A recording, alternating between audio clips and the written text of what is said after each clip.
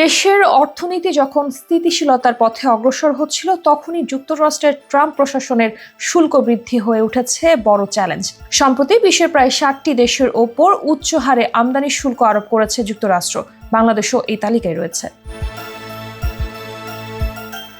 বাংলাদেশি পণ্যের ওপর শুল্ক হার 15% থেকে বাড়িয়ে 37% নির্ধারণ করা হয়েছে। এই সিদ্ধান্তে সবচেয়ে বেশি চাপের মুখে পড়েছে দেশের প্রধান রপ্তানি খাত তৈরি পোশাক শিল্প।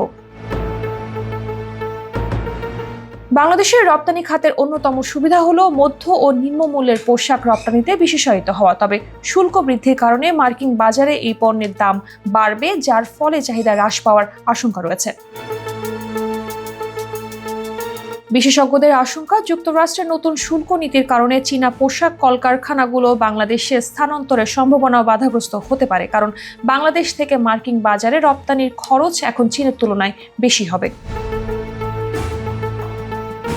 দেশের তৈরি পোশাক খাতের সঙ্গে জড়িত প্রায় 40 লাখ শ্রমিক অর্থনৈতিক ঝুঁকিতে পড়বেন। পাশাপাশি তৈরি পোশাক ঘিরে গড়ে ওঠা অন্যান্য শিল্প খাত ও জাতীয় রাজস্ব আদায়েও নেতিবাচক প্রভাব পড়তে পারে। জাতীয় রাজস্ব বোর্ড তথ্য বলছে, 2024 সালে যুক্তরাষ্ট্র থেকে $291 কোটি পণ্য আমদানি করেছে বাংলাদেশ। এতে শুল্ক কর হিসেবে আদায় করেছে প্রায় 1411 কোটি টাকা। যুক্তরাষ্ট্রের শুল্ক বৃদ্ধি দেশীয় আমদানি ও রপ্তানি ভারসাম্যে চাপ তৈরি করতে পারে।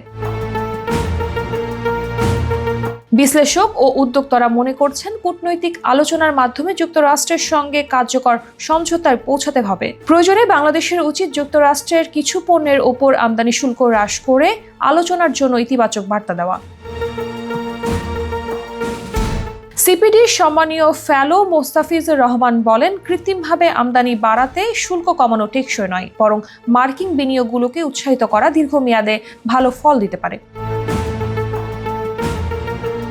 অন্তর্বর্তীকালীন সরকারের প্রধান উপদেষ্টা ডক্টর মোহাম্মদ ইউনূস ইতোমধ্যে বিষয়টি পর্যালোচনা করার কথা জানিয়েছেন। তিনি বলেছেন, আমরা আলোচনা করব এবং আমি নিশ্চিত সর্বোত্তম সমাধানে পৌঁছাতে পারব।